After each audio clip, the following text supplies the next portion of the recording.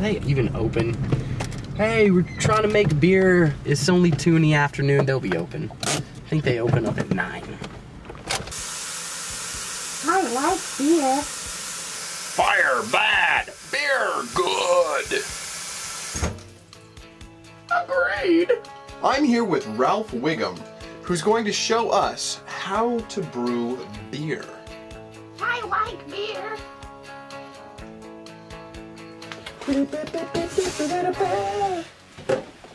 Hi, I'm Ralph Wiggum. This is how to make good kit beer.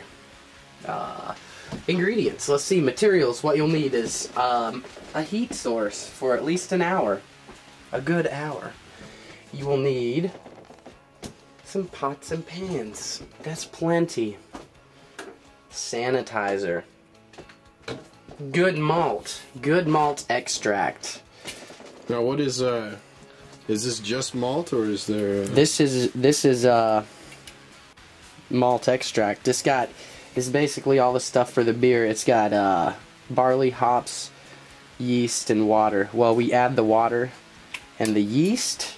Our little sea monkey friend. We wouldn't have beer without beer. It would just be some sort of junk without this. This is special brewing yeast. According to Cooper's, what you do is boil this up, throw it into some bottles, or add this yeast and then put it into bottles. Not true. What we're gonna do is add this all together in this bigger pan, and then we're gonna add this into the smaller pan, and then throw this into the finished product for a floral essence. Good, just a good smell. We'll keep this cool.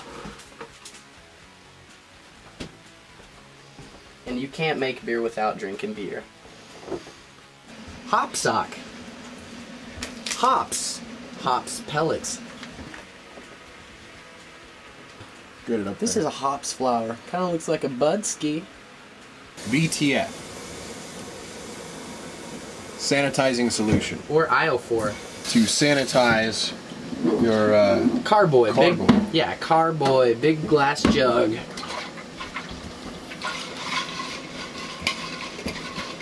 This is your water lock. So that burps out CO2. Yeah, when the beer is fermenting, it will burp out CO2. The yeast farts CO2 and shits alcohol. Drop the hops into here. This you want to leave near somewhere that the air circulates. Your house will smell good. These are the pellets, so leave good room for your hops to expand. And drop it into the boiling water. This will expand. I want to play with it, you know. The water will turn green. Alright, this is our malt extract. Cooper's Bitter malt extract. It is freaking sweet. Syrupy. It's like molasses. Lots of sugar. The yeast eats the sugar and poops out alcohol. Pour and stir. Now that we have the liquid malt extract added in, here's some dry malt. This is kind of a booster. It will give, if added to your liquid malt extract, it will give your beer a lot more flavor, a lot more consistent head, and really helps out with carbonation. Double it up. It'll be that twice as good. Alright, with your hops, I'm brewing them in a separate container. Some people brew them all together at once. They'll mix together inside the carboy. The longer you brew your hops, the more bitter the hops become. That's why I'm using, this is a method called dry hopping. I'm taking loose hops and adding it into the finished product, into the finished wort. All this combined into this carboy is called the wort. The wort is the primary fermentation. I figured while we wait, we could throw in some domestic, loose, Cascade, loose, raw hops.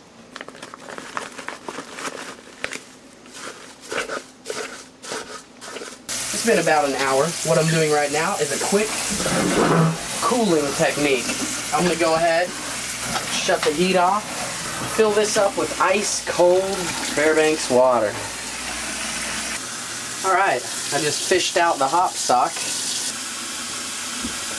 Once these are cool, we add it in.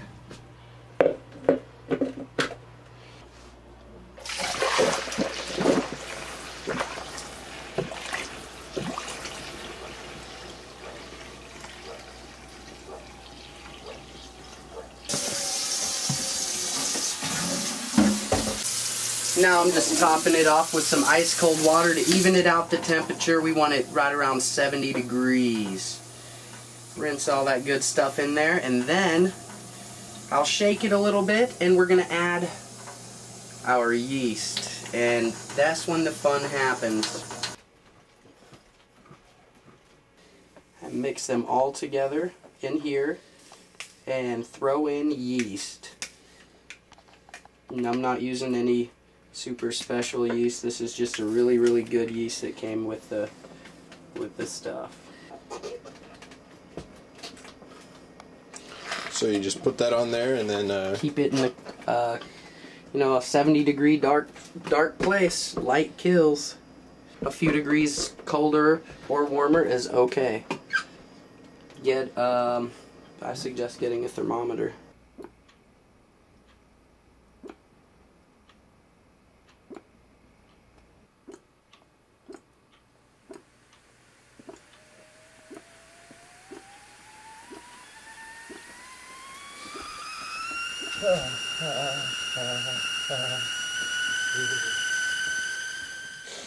So the yeast did its thing.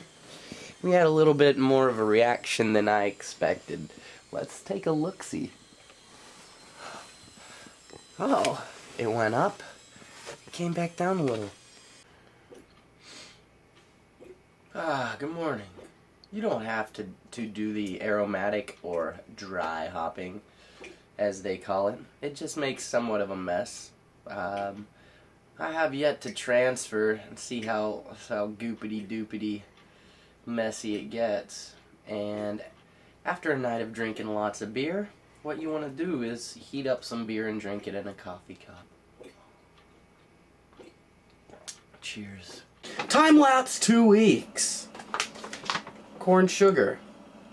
3/4 of a cup per 5 gallons. We have 5 gallons. You may notice the water. That is sanitizers. You gotta have sanitary bottles. The primary ferment I siphoned into this one from the original carboy and removed all the hops that was floating in there. At the end of it I used a strainer.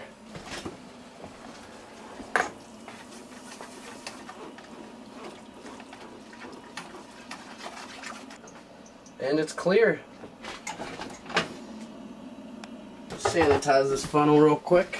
Yeah. Oh, it'll get better with more sugar because the carbon bubbles in there, and then it ages and gets this nice uniform set of bubbles. But that's a weak head right there. We want to give the beer a nice good head. We're adding the water. It's mostly cool. You don't want it too warm. Being daring, there's a little bit of steam. Too hot, it will kill yeast. We're not worried about that. You take your water stopper, go ahead and sanitize it. Notice the lock. Shove this in here.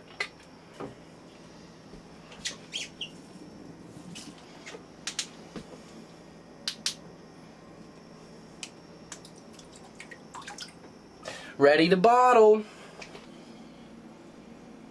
So I fill it till the bubbles reach the top. Pull this guy out, let it fill, and then do it one more time. So they're all close to the same. Alright, ready? Firm, even pressure, that much. And that's a bottle of beer. It'll be good in a week. It'll be great in a month. This is the finished product. Uniform head. Deliciousness.